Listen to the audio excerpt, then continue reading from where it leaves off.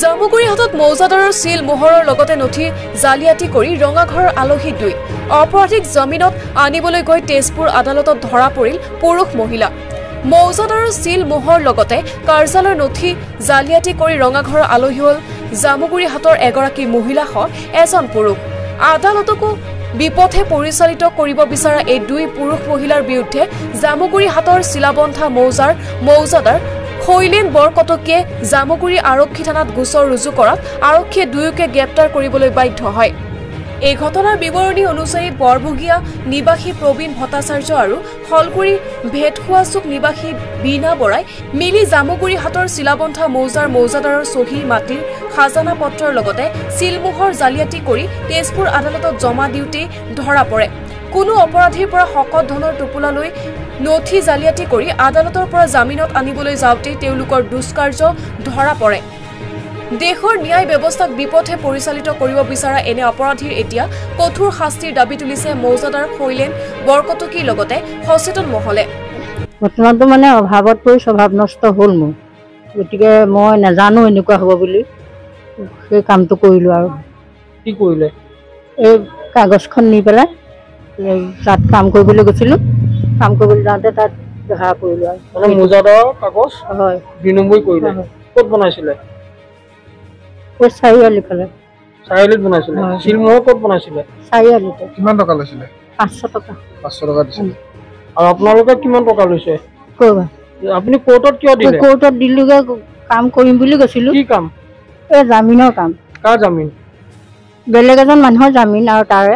মানুহজন ক'ৰ মানুহজন তেজপুৰৰ আপোনালোকে জামিন লৈছিলে হয় কোন হয় আপোনালোকৰ মই আমাৰ ঘৰত কাম কৰিবলৈ অহা মানুহ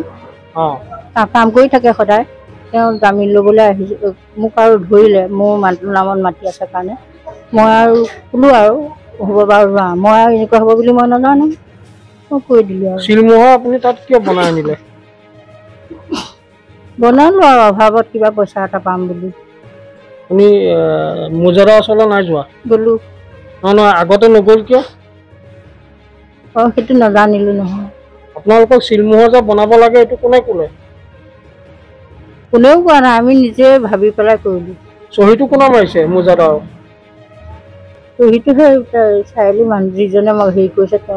তেওঁৰ নাম কি বনাই জনে দিছে তেওঁ বিহাৰী মানুহ তেওঁৰ নাম কি নামটো নাজানো নহয় তেওঁ কি দোকান আছে তেওঁ দোকান নহয়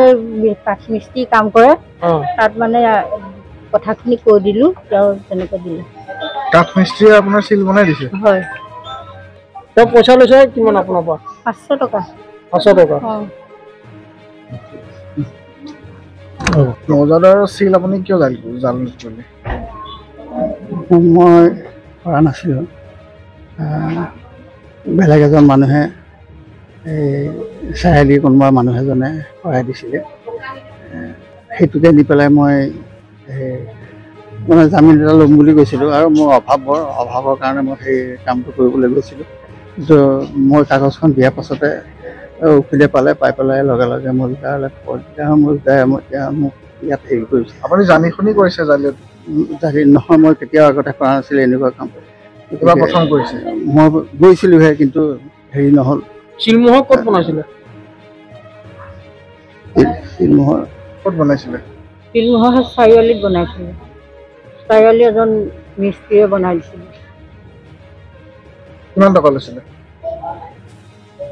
বেছি পইচা লোৱা নাই 500 টকা লৈছে কি নাম আপোনাৰ কি নাম প্ৰবীণ ভট্টাচাৰ্য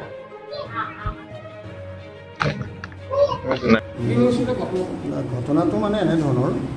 যে মই যোৱা 8 তাৰিখ পৰহি মই 1:30 বজাত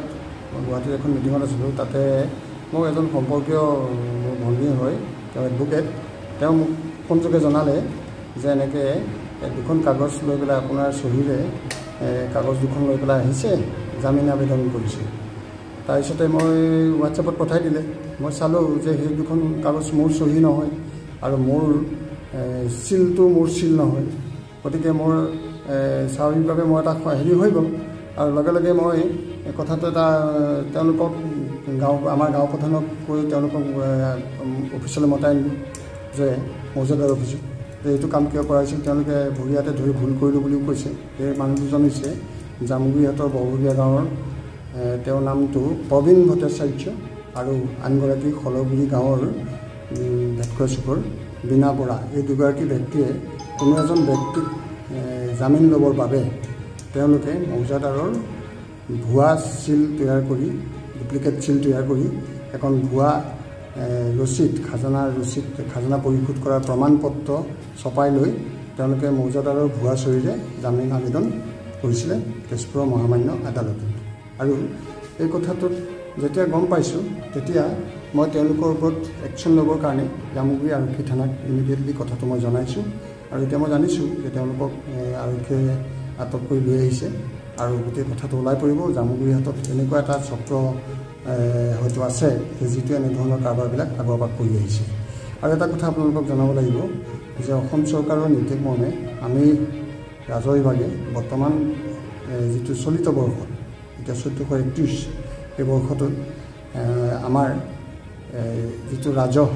এইটো মেনুৱেলত নহয়, অফলাইনত নহয়, তো অনলাইন ছিষ্টেমত হ'ব। গতিকে আমাৰ CFR যোগেদি ৰাজহ সংঘৰ ৰচিদ বহীৰ যোগেদি এতিয়া কাকো ৰাজহ পৰিশোধৰ ৰচিদ দিয়া নহয়। গতিকে এই সুযোগটো তেওঁলোকে এনেধৰণে ল'ব নালাগিছিলে যে তেওঁলোকে গৈ ডুপ্লিকেট ৰচিদ বনাই লৈ ভুৱা চিল এটা তৈয়াৰ কৰি বনাই লৈ পেলাই এনেধৰণৰে আগবঢ়াটো কেৱল হয় হয় সেইটোৱে এইটোতো আটাইতকৈ ডাঙৰ কাম গুৰুত্ব অপৰাধ যে এখন মহামান্য আদালতত তেওঁলোকে এটা বিপথে পৰিচালিত কৰিব গৈছে এনেধৰণৰ জালিয়াতিৰে। গতিকে এইটো আচলতে শাস্তি হ'ব লাগে তেওঁলোকৰ ওপৰত, মই সেই বুলি ভাবিছোঁ। তেজপুৰৰ পৰা ইনজামুল হকৰ ৰিপৰ্ট, নিউজ 24 এনি।